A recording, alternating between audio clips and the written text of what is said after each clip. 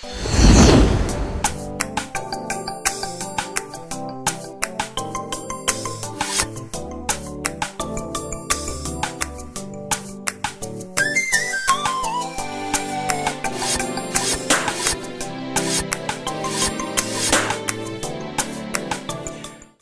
téléspectateurs, bonjour, bonsoir. Les autres dépendent de la herbe, beaucoup de télévisions na banda kunabino, boza, de par le monde entier, bozo landabiso, tous na Congo. Boye bibino nyon surtout, le lengeni ni biso, to chamote manabiso mopona ko présenter bino émission, ou pona ko présenter bino, ma kolaksa bino, maema suma koleka na République démocratique du Congo, précisément la ville province ya Kinshasa. Monsieur Jean Mangali Moussiro, mbote na papa. Mbote ndeko Nestor Ndamba Fambola yo. Merci. To bana d'abord ko pesa pompe établissement na chef de l'État. Vraiment Ndamba kana yo. Bon, il a une lourde responsabilité d'être en bonne santé. Il a mis des dépêches sur lui. Bon, il est d'acteur communique. Olinga bandika na mbala moko. Il est le chef des garants. Pour dire que nous avons ces devoirs là.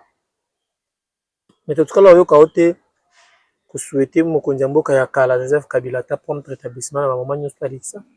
Tant que malade ba ko souhaiter ba souhaiter na mutana malade. Vraiment il y a dans la malade, bon, il y a en moment émission. On peut commencer par Yango.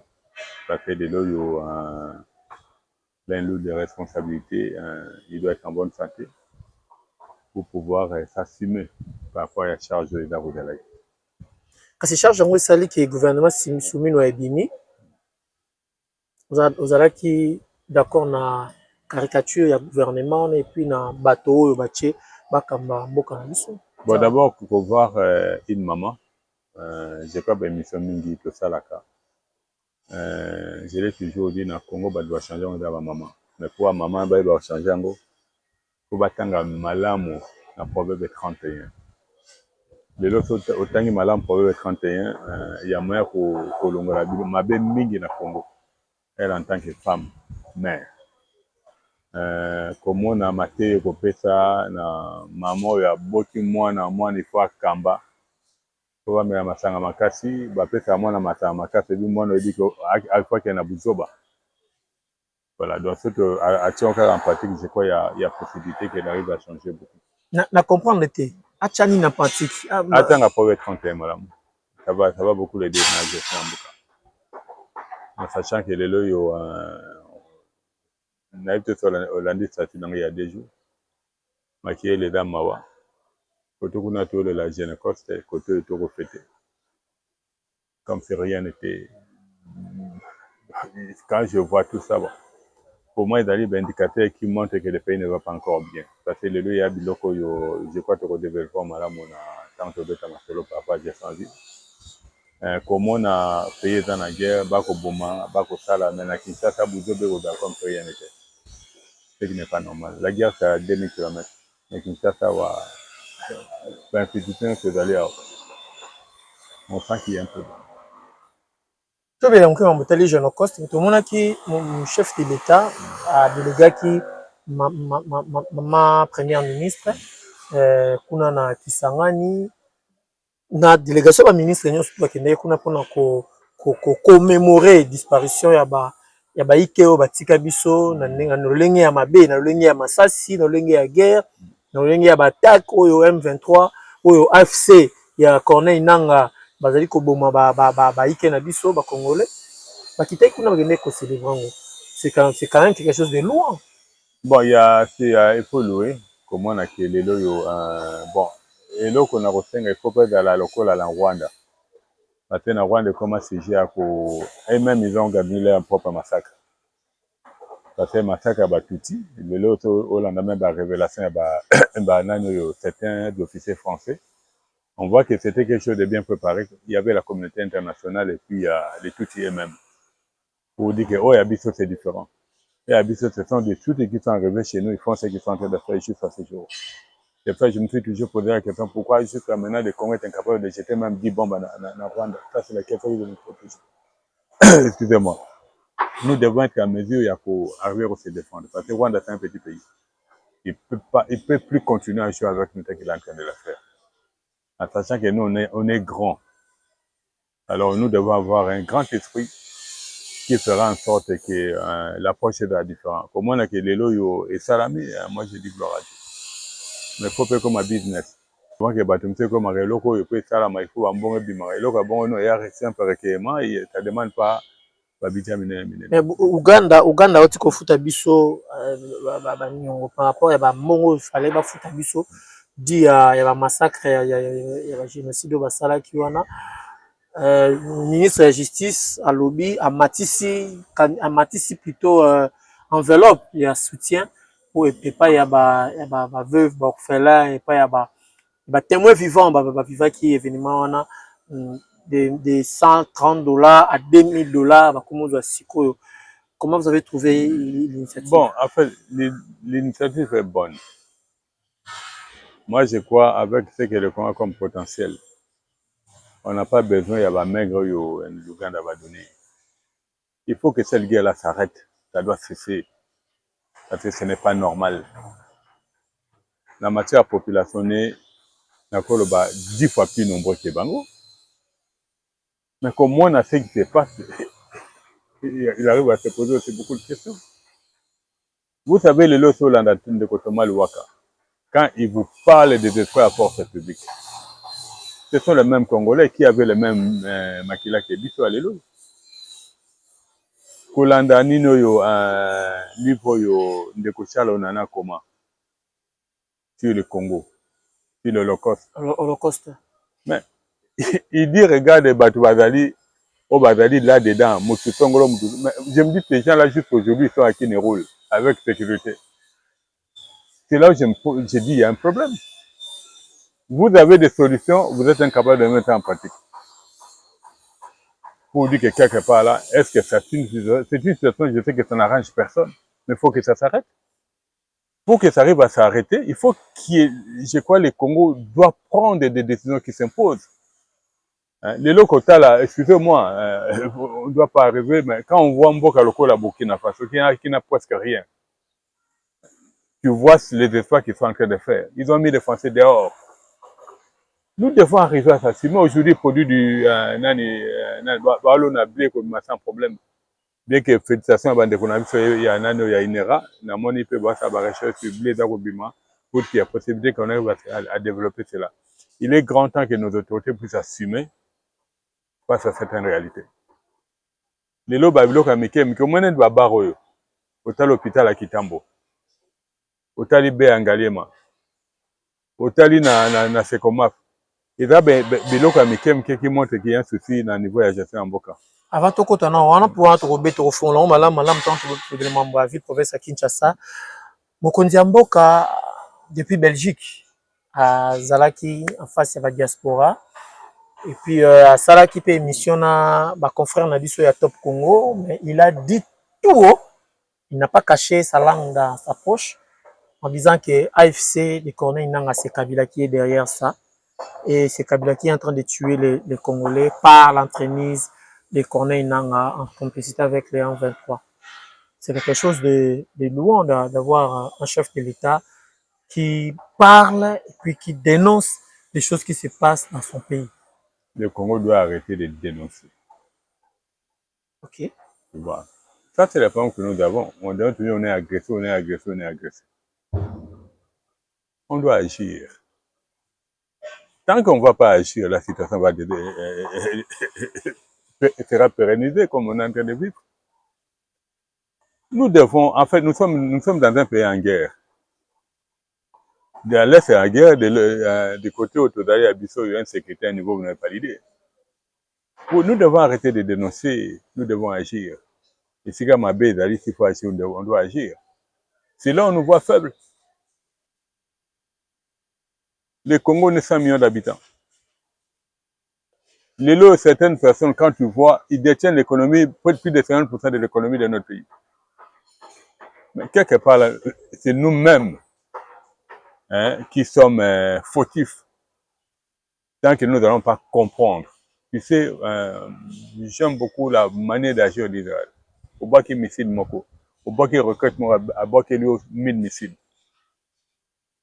Ce n'est pas les moyens qui manquent au Congo. Mais jusque-là, excusez-moi, pour moi, quand je fais des états de lieux d'où nous venons, on n'a pas encore mis une volonté pour changer les choses. Les jours où on voudra réellement...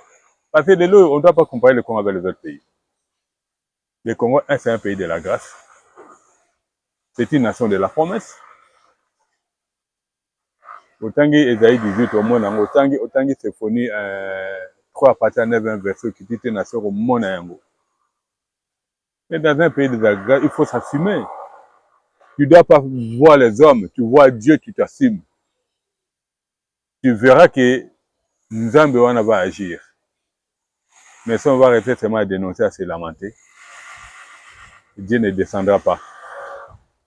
Il est présent, il a besoin que l'homme, le lot, il faut aller à miel, il faut qu'on ait à Salamutara. Si on a bimité miel aux alates.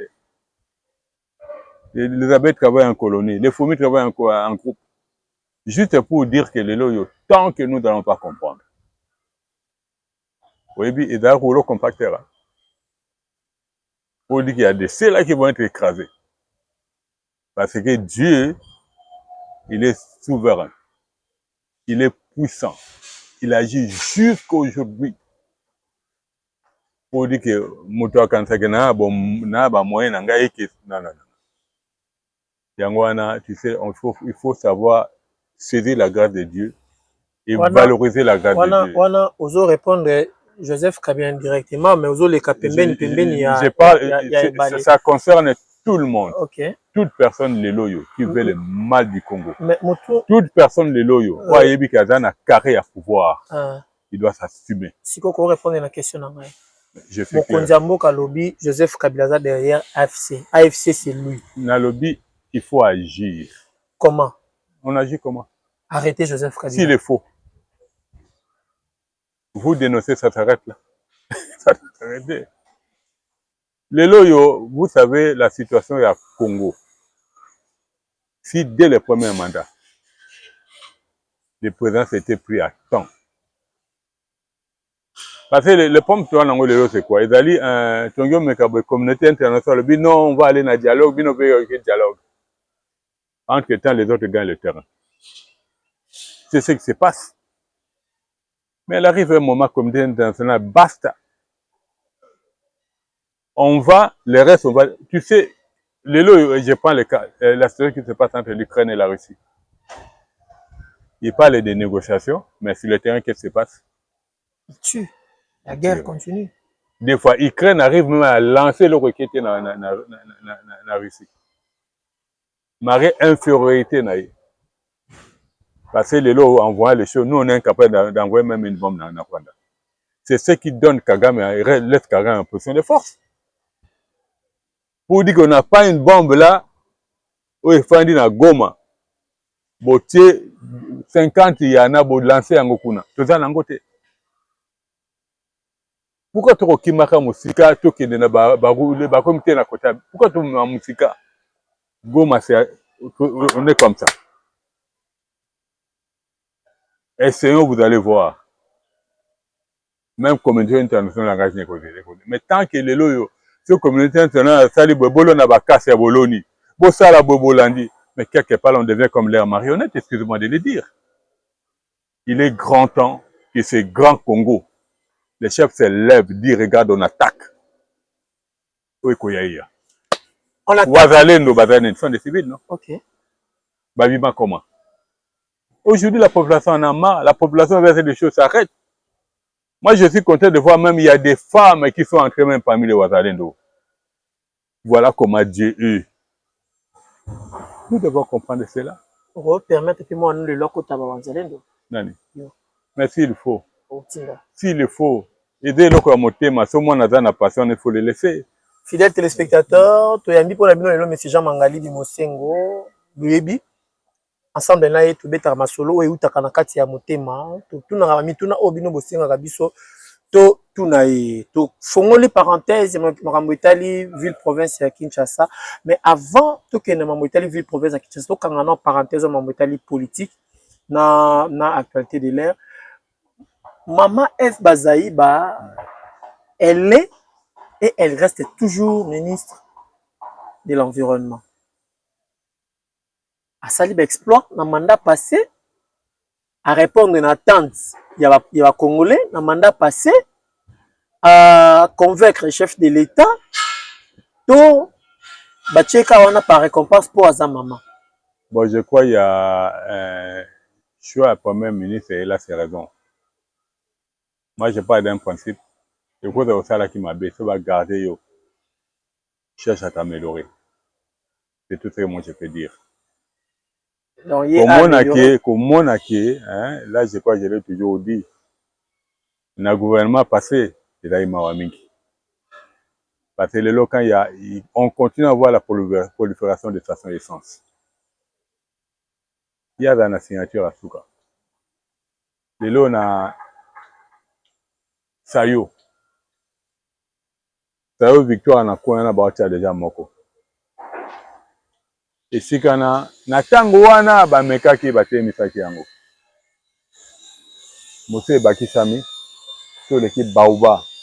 Je crois à moins de 100 mètres d'une station d'arrêt, Moko Baouti m'a déjà Sikawana. Je me suis dit, il est arrivé là, mais il n'a pas compris. Comme on dit. On a dit, hein, il a vanté par rapport aux arbres plantés hein, dans le temps. Quel arbre les a cassés? Il doit changer, c'est tout ce que moi je peux te donner. Elle a été désignée pour qu'elle continue. Bon, ma belle Zara qui m'a bon, on a fait tout. C'est comme ça qu'il va accompagner la nation.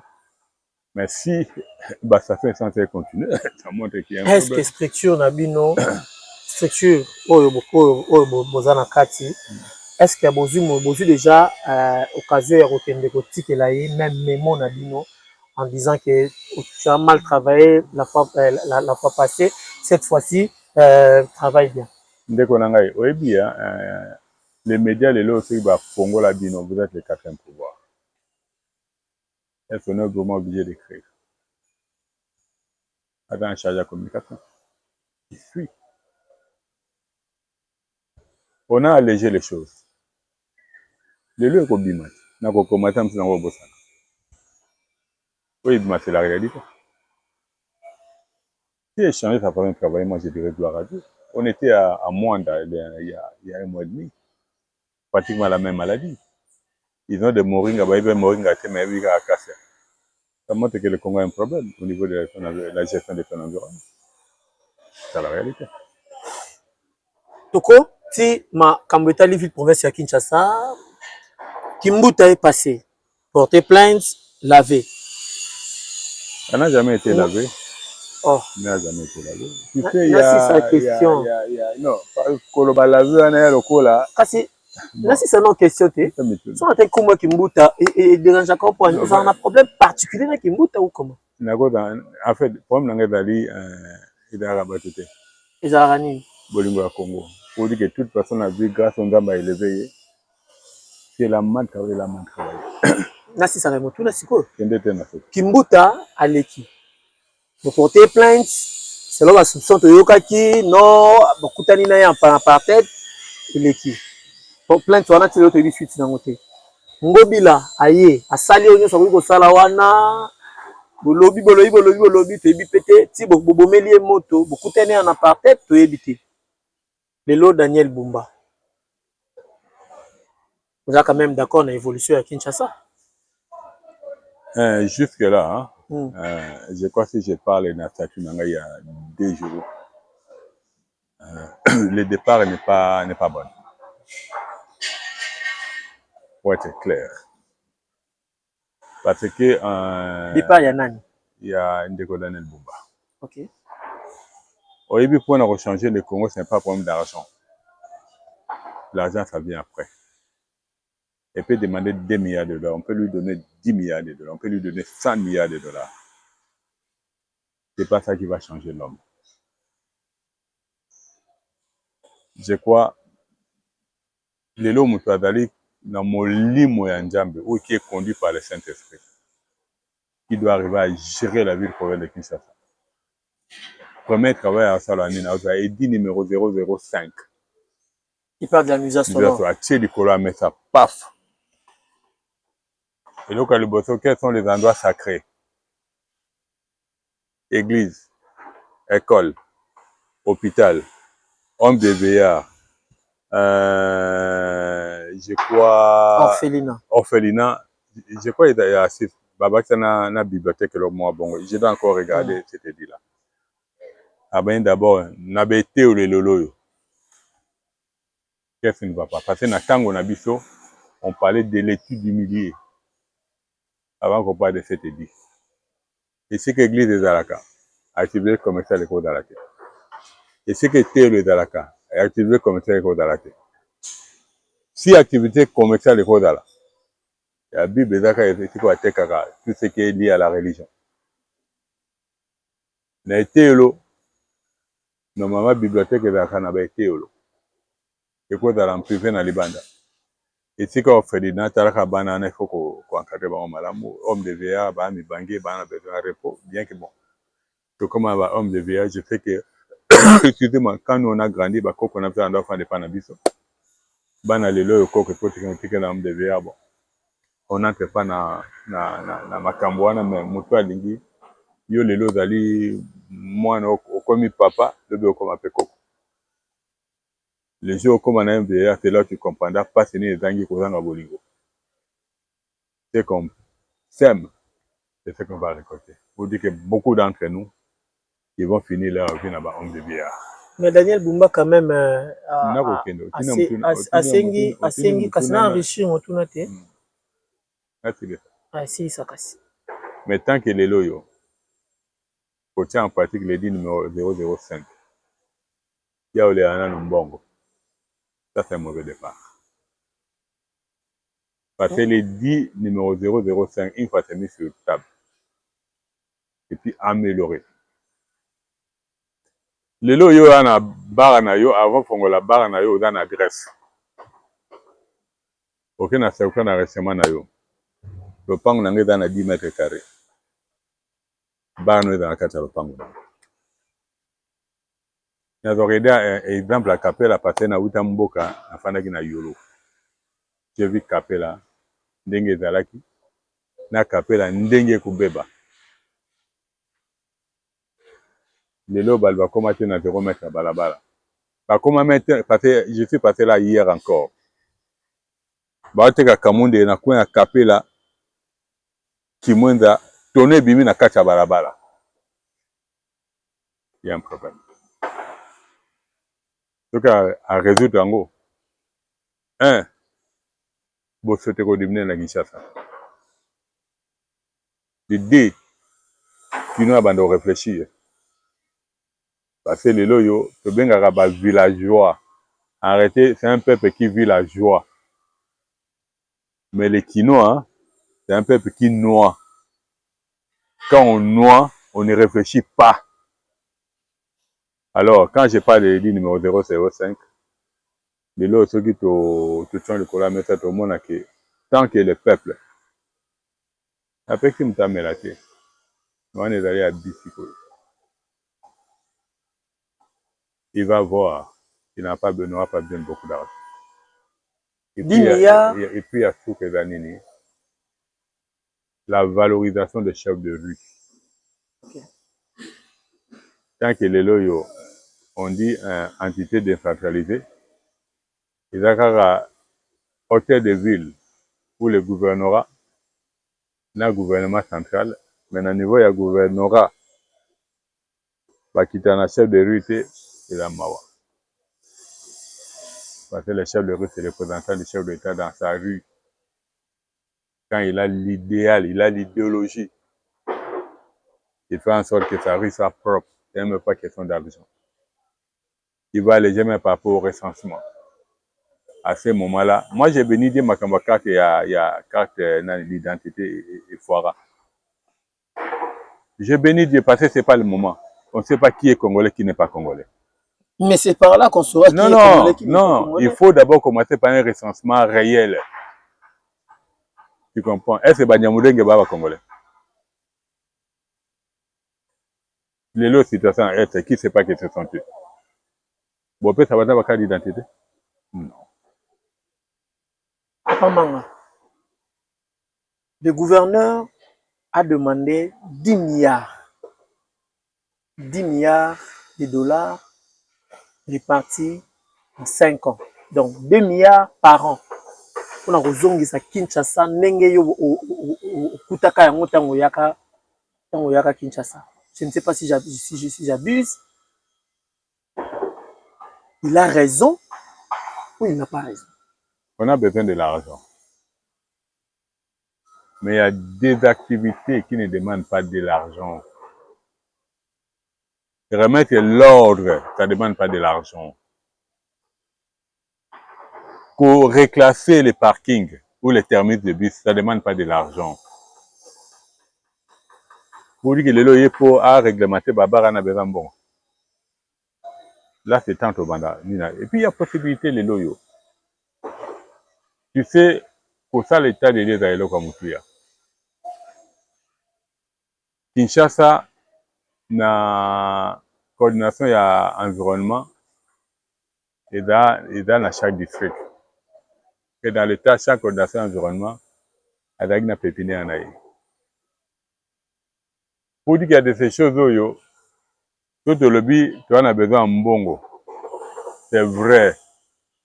Mais tout bon, ça m'a comme. Mais bien au monde. Non seulement tu as gagné au-delà de ce que lui demande là. Et puis de deux, il y a de ces choses. Tu sais, moi, dans le temps, j'ai n'abandonné comme ça dans mes mingia. Ce que le lobby, Etienne Tshisekedi du premier ministre. Dans le commandement, tant que au commandement, les locaux viennent des forces armées. Mais tu peux t'en dire na balabala. Pour yo kaka ya pamba. Azino fonction te. Banda wa osani. Mais tu vas bangi déjà, babi o aye rigueur. Omoni. Neuf gouverneurs. Batabar, babandi bama qui ça volume. On arrive gouverneur, les bars, comme s'il n'y a pas une autorité. Les spoliations continuent. On doit lui donner la chance. Il est arrivé là, c'est une grâce. Mais il doit arriver à démontrer la grâce qu'il a là. Pour dire que le Congo ne va pas déranger le changer avec l'argent. Parce que si c'était réellement l'argent, quand il y avait l'Union européenne, pendant débourser, si j'ai bonne mémoire, c'était 2 millions de dollars de mois. Et Ngobilo lui donnait 2 600 000 dollars. Qui s'était d'ailleurs plus sale qu'avant. Peut-être moi, selon qui a passage à Argentine, Mbaka Ngobila, le gouverneur, le sénateur maintenant, dans le professeur Kinshasa, il a quand même osé à relever la pente que Kimbuta quelle pente? Il a fait plus peur que Kimbuta. Pardon? Il a fait plus peur que Kimbuta. Nani? La personne que tu viens de citer est devenue sénateur. Normalement, s'il y avait du fureur au Congo, c'est un gars qui devait se retrouver à Makala. Normalement. Mais dommage, bon. On a foi. Moi, j'ai béni Dieu d'avoir le monsieur Moutamba, qui est le nouveau ministre de la Justice. De la Justice. Sincèrement, si tous les ministres fonctionnaient comme lui, j'ai vu, entendu l'autre, il y a Urbanisme et Habitat, qui dit qu'il va, pour l'année la Sikoyo, tu sais que toute personne qui occupe des emprises et autres,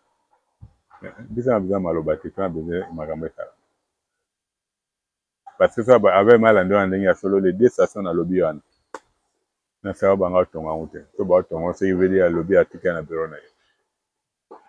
a besoin de personnes qui doivent accompagner la nation, pas avec des paroles, avec des actions. Souhait na yo, na vu professeur Kinshasa, ezalaka nini? Okoma gouverneur, to oyo gouverneur ba benda yo pembe na ye po o coacher to olingaka omona vu professeur Kinshasa lolenge mususu. Bon, je crois pour tout Congolais, si c'est allé, Kinshasa on a besoin d'un label. Les loyaux, que ce soit yo gouverneur, que ce soit un gouverneur, que ce soit Ndeko Daniel Bumba qui est là. Le plus important que la personne travaille, qu'on sent Ça, c'est le souci à tout Chinois, comme on est au Chinois. Mais tant qu'on vit ce qu'on est en train de vivre, évidemment, il faut que les choses aillent. Ça doit décoller. Kinshasa, c'est la ville province où il y a toutes les institutions qui dirigent le Congo. Mais quand ça boite, ça montre que même au niveau des institutions, rien ne va. C'est l'indicateur. J'espère que Otali déjà profil et à ministre provincial, ils peuvent relever les défis quand même. S'ils ont la volonté, oui. Mais nous parlons de la ville province de Kinshasa avec beaucoup d'accent parce que nous voulons que Mokambi ya ville province de Kinshasa ou ya Koti Sika a sala différemment ya ba oyo ba sali liboso. Omoni souci na biso ezali bino ya ba diaspora bozoya awa na ville province de Kinshasa bo regretter te na mambo etali mai na mambo etali courant na mambo etali nzela mambo etali bambouteillage mambo etali environnement mambo etali sécurité bo regretter te. Komona lelo makambo eza kosalama na Kinshasa na baye oyo bazali kobenga ba ayant droit moto moko okolamka kaka boya bibengi ayant droit abandi kodéfier même inspecteur provincial ya ville province de Kinshasa.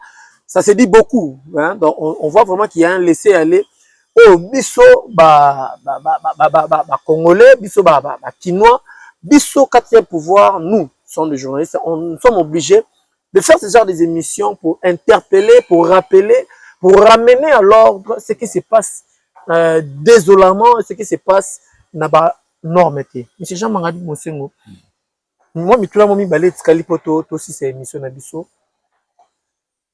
Oza ko se sentir ningeni mitango ozomona lelo, les individus prennent le dessus tout en humiliant même les autorités de la police, les autorités du pays. Et ça là on est. Bon, en fait, ça montre qu'il y a un badbali pour la musique. Même au Kondambo, il est le garant de la musique. Si les gens se permettent, quelque part là, ça montre qu'il y a un problème sur la mise en application de Mibeko et Mboka. Les jours où tu retiens avec amour, au moins à Biloko Mingi Kodi Moyen. Parce que quand les biens bandaka koko ma mingi, les mal est dit moi rien. Mais quitte à ceux qui gardent les Mibeko, ça n'est à faire appliquer les Mibeko, vous allez voir que les choses vont aller. Ça prendra même pas 3 mois pour que les choses changent. Comme la souka, on tourne à souka vraiment on retourne à ezali, Bedengaliema, hôpital à Kitambo, école ya Mombele, dossier na yango en général et commune. Bon, on a abandonné l'école à Mombele, comment est-ce qui se passe là? Moi je dis c'est une honte. Les loyaux école wana, l'actuel ministre d'enseignement professionnel, mais c'est Ikila qui est aussi avocat. A donné peu autant on a fait d'enregistrement au madame Nano Kipulu à Salisaki. Et les lots na 4 écoles à Mombele. Activité elle besoin bandit d'aller à l'école. Comment c'est un problème? École agricole. Non, je fais une comparaison entre l'école agricole, école moderne agricole, et puis auto-école. En sachant que mon auto-école est bandeli parce que l'objectif c'est d'habiter. En sachant que ce que nous on a toujours demandé dans le gouvernement, nous voulons que l'enseignement professionnel et technique est comme Sikamoko. Parce qu'il ne peut pas avoir un ministère de la formation professionnelle et un ministère de l'enseignement technique. Ça n'a pas de chance. Et que ce soit Kibomoto, je crois que l'émission est décalée le plus tôt possible et qu'on a Sengi. Et comme on a maté, il y a maman Premier ministre. J'ai dit Tsumino. On a atteint la dossier. Et qui tire la ficelle? Enabel, toujours Batali Banda. Et on a tout le jour où, au moins dans l'émission, il y a une façon de faire une audience. bayo blanda bayamba babenga biso bayoka biso tobeta historique même ndenge na bela koma kikuna lelo soki omoni batie biso mwa pemene parce que tango tobandaki baye na facilitateur tolasi na facilitateur omoni nzela oyo bokenda biso na gouvernement biso toza d'accord te ya tala anomalie esika boye tala anomalie esika boye. Comment voulez-vous après vous amener le président de la République dans une école pour vous dans un second enregistrement? Vous lui faites poser une première pierre. Vous bimisiez. Vous l'acceptez même pas. L'État a délabrement avancé de cette école-là. Non. Nous, on lâche pas. Donc, Betaka parti par là. Nous savons que raison, je ne sais pas si sur le terrain, au fond de la mise exactement qu'est-ce qu'il produit de positif qui peut arriver à amener un changement dans la République démocratique quand on voit ce qui se passe avec cette école. Pour un hôpital à Kitambo, je sais que dans les temps, on a vu écrit au chef de l'État. Mais ce qui me choque actuellement, quand je vis un des terrains avec les écrits des luttes de peste, partout au pouvoir, qui sont censés accompagner les chefs de l'État dans les biens, pas dans les mal. Là, j'ai dit, Oyo, Kao.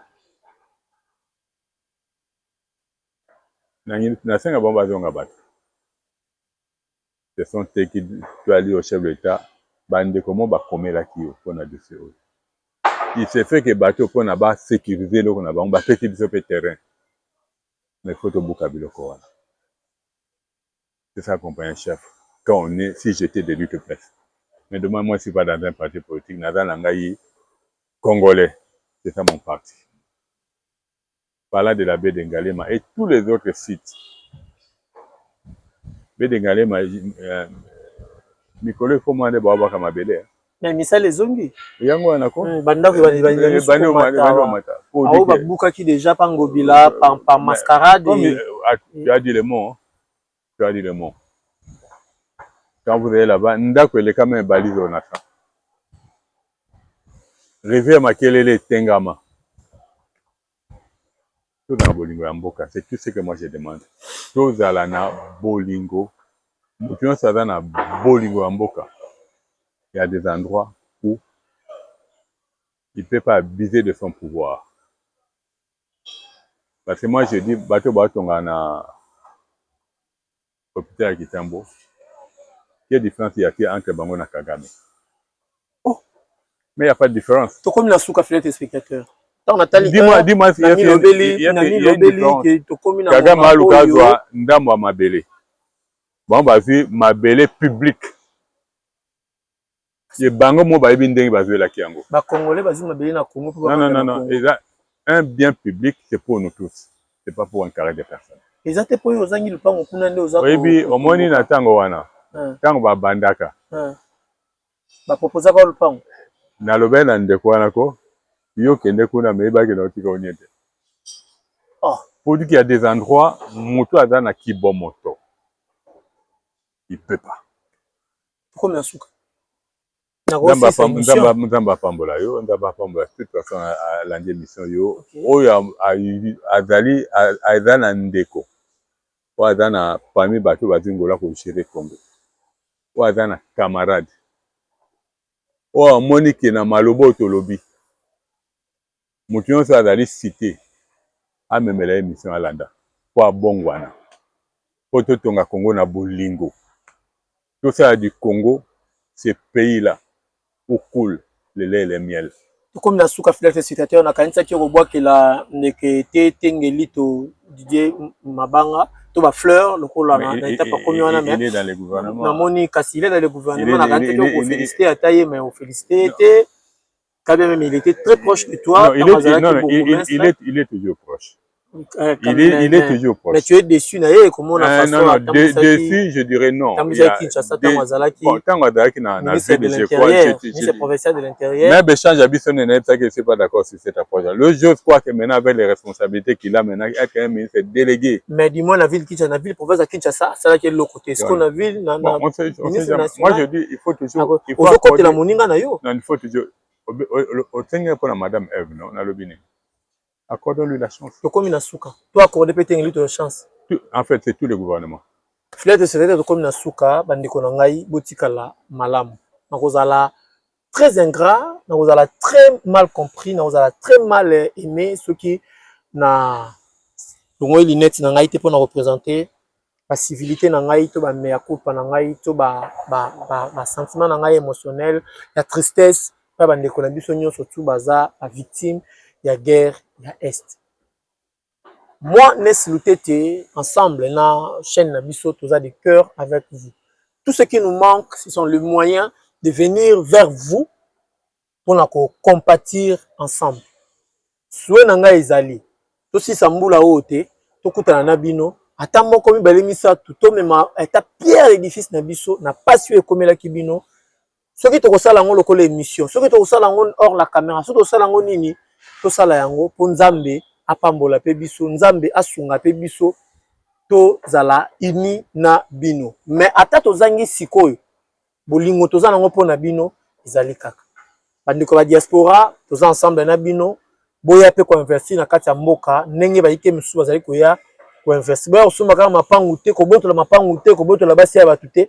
Boya pe ko sala bilanga, boya pe ko sala ba société awa oyo ko longola ba jeune mingi na chômage. Ande ko bozana kata gouvernement émission yango oyo.